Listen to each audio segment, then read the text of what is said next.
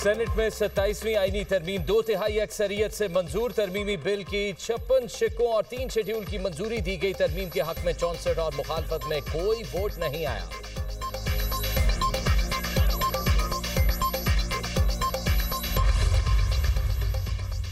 Security forces की खैबर पख्तूनख्वा में 2 कार्रवाइयां, 20 खवारिज हलाक। शिमाली वजीरिस्तान में ऑपरेशन के दौरान 8 भारतीय हिमायत याफ्ता फितनाल खवारिज जहन्नुम वासल। दरा आदमखेल में फायरिंग के तबादले में 12 खवारिज मारे गए। ISPR।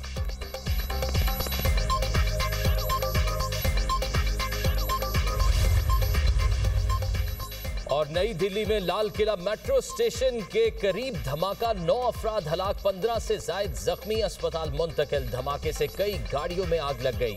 भारतीय मीडिया।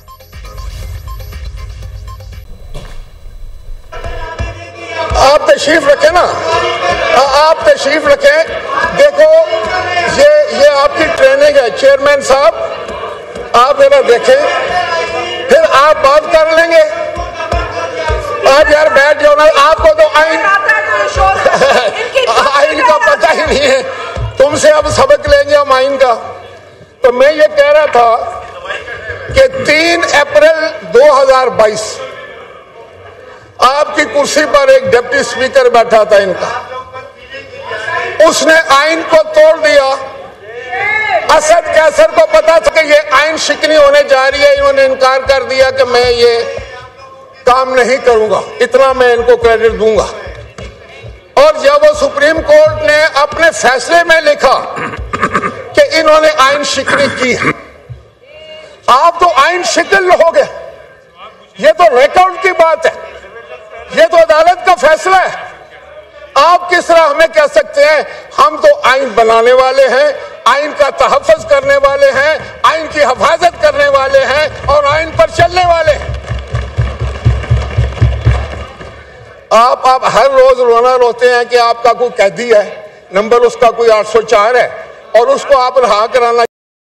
आप झूठे नारे लगा सकते हैं, आप झूठे वादे कर सकते हैं।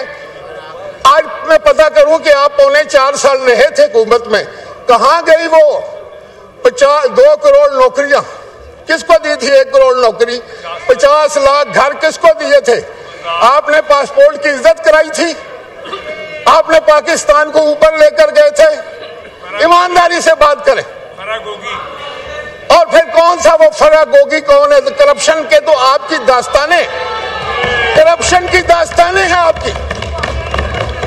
आपने सारी दुनिया में मुल्क को रसवा किया। आज जब आप हम पर इल्जाम लगाने की कोशिश करें तो ज़हन में एक बात रखें कि आप जमहूरियत के दुश्मन लोग, आप पाकिस्तान के दफा के दुश्मन लोग हैं। आप पाकिस्तान की फौज के खिलाफ गलत बातें इस्तेमाल करते हैं। आप अपने सोशल मीडिया पर पाकिस्तान की तज़हीक करते हैं। आप हिंदुस्तान के साथ याराना निभाते हैं।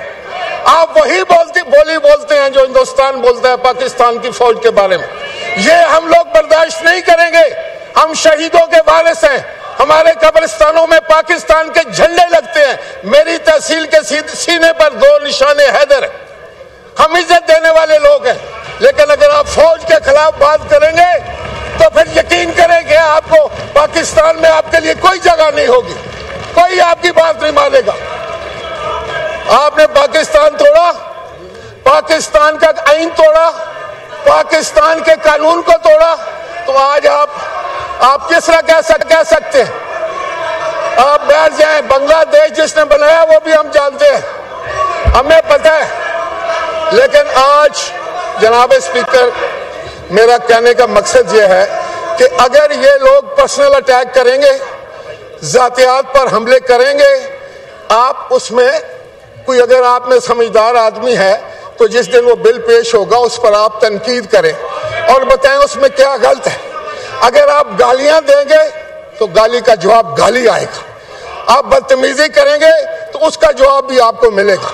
लेकिन अगर आप ये समझते हैं कि आप इस हाउस को हॉस्टेज कर लेंगे, आप जो है वो अपनी इन बातों से सारा माहौल खराब कर देंगे, तो ये हम नहीं होने देंगे, किसी सूरत नहीं होने देंगे।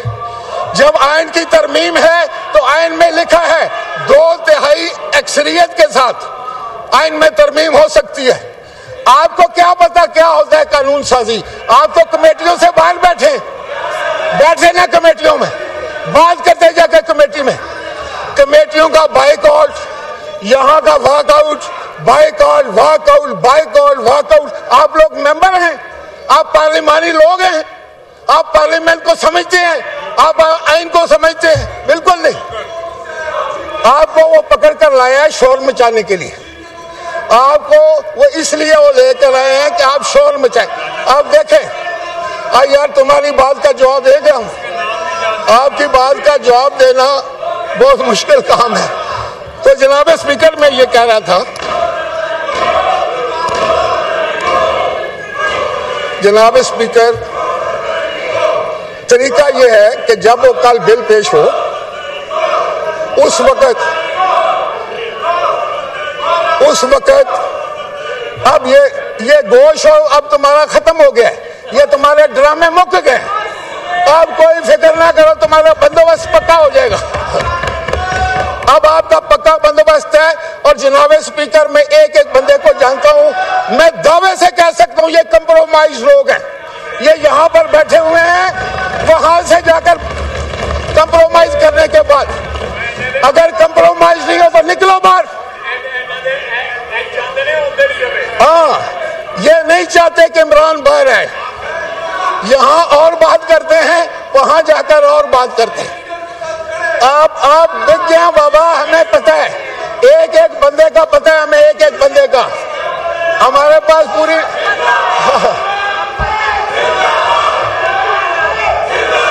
इससे आगे कुछ नहीं है। वो मेरा ख्याल है,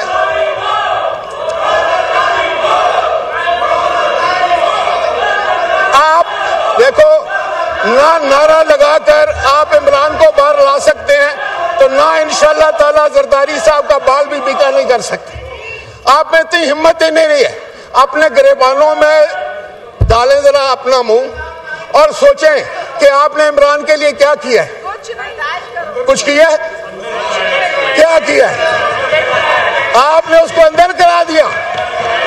वो बेचारा गैर सियासी आदमी था, आप जैसे जिसके साथी हो उसको दुश्मन की जरूरत नहीं है। सच्ची बात। जनाब स्पीकर, जिद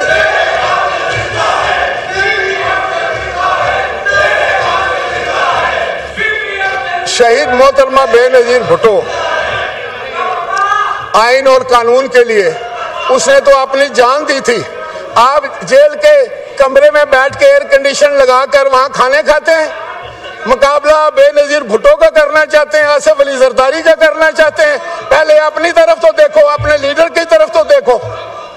मैं ऐसी बातें हरगिज ना करता यहाँ खड़े होके। अगर मेरा हम मनसब आदमी जाकर हम पर ज़्यादती अटैक ना करते, कमरे में बैठ के एयर कंडीशन लगाकर वहां खाने खाते हैं। मुकाबला बेनजीर भुट्टो का करना चाहते हैं, आसिफ अली जरदारी का करना चाहते हैं। पहले अपनी तरफ तो देखो, अपने लीडर की तरफ तो देखो। मैं ऐसी बातें हरगिज ना करता यहाँ खड़े होके।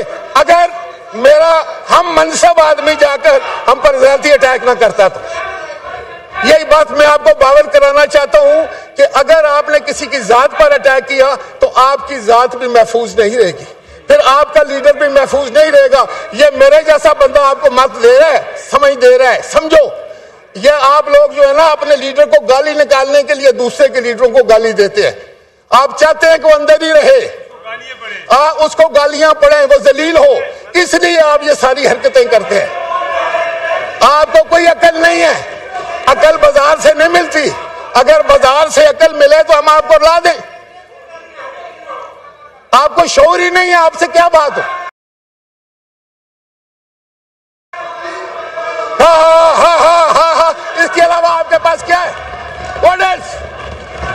क्या है आपके पास? कोई आर्गुमेंट नहीं है, कोई अकल की बात नहीं है।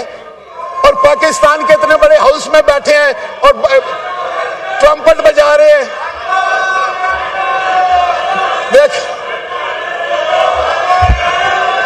जनाब स्पीकर, आप रूलिंग देख कि ये जो शोर मचाने वाली मशीनें हैं, ये शोर करने वाले बुत हैं, इनको किस तरह कंट्रोल करेंगे आप?